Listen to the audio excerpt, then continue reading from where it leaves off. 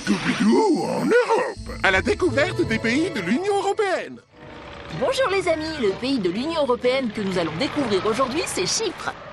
J'ai hâte de savoir ce qu'il y a de bon à manger. Plus tard, Samy. Chypre est la seule grande île de Méditerranée qui se trouve en Asie. Elle est le pays le plus à l'est de l'Union européenne. L'île est séparée en deux par une frontière qu'on appelle La ligne verte. D'un côté, il y a les Chypriotes turcs et de l'autre, les Chypriotes grecs. Depuis 2004, le côté grec fait partie de l'Union européenne.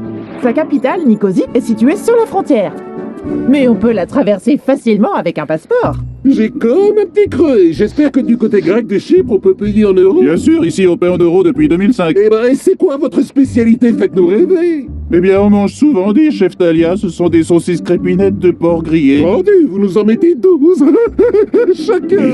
Pendant qu'il y a sur le shopping. Ça joue en chypriote. Yassou, vous avez de jolies choses, ce plat est sublime.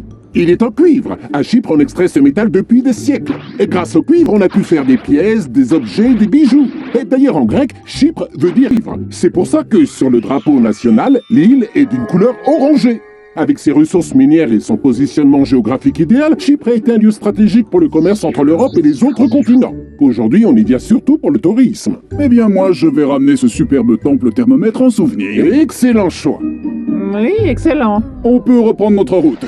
Voici la péninsule d'Akamas, réputée pour son tourisme écologique. Ah ben, si on s'arrêtait pour pique-niquer sur cette jolie plage près du Gros Rocher. C'est le rocher d'Aphrodite, la déesse grecque de l'amour et protectrice de Chypre. La légende prétend que ceux qui se baignent là vivront un amour éternel. C'est-à-dire que j'avais pensé à un autre endroit. Je vous emmène à Lara Beach. Vous allez voir, c'est super. Cette plage est un site protégé de l'Union européenne. Heureusement qu'on a eu la bonne idée d'emporter quelques sandwichs.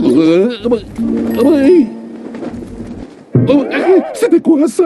Mon sandwich? Mais qu'est-ce que vous faites? On ne donne pas de sandwich aux tortues vertes, enfin! Il y a beaucoup de tortues par ici. Oui, Lara Beach est un des rares lieux en Europe où les tortues viennent pondre. Trop mignonne. Mon rôle est de les protéger. Il faut savoir que les tortues de mer viennent toujours pondre sur le lieu de leur naissance. Elles parcourent des centaines de kilomètres et retrouvent leur chemin grâce à une sorte de GPS interne. Et à peu près tous les 3 ans, elles reviennent pour faire leur nid sur la même plage. Nid, ça vole les tortues? Non, elles creusent un nid dans le sable. Au bout de 2 mois, les œufs éclosent et les bébés tortues se précipitent dans la mer. Ils sont mignons.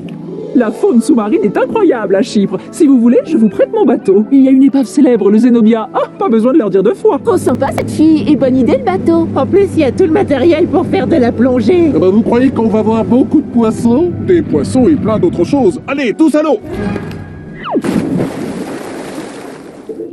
Regarde, Samy, il y a même des phoques. Oui, trop rigolo, Philippe. Les plongeurs de toute l'Europe viennent à Chypre explorer cette épave. Il y a toutes sortes d'animaux. Ça s'appelle un biotope. On voit des mérous, des rascasses. Parfois, on peut même croiser des requins. Des requins. Oh là, regardez. Un requin. Je vous ai bien eu, bande de froussards. Oui, très drôle, Fred, mais je sais bien qu'il n'y a pas de requin à Chypre. Enfin, je crois. Mais il y a des tortues. Cap sur un nouveau pays de l'Union européenne.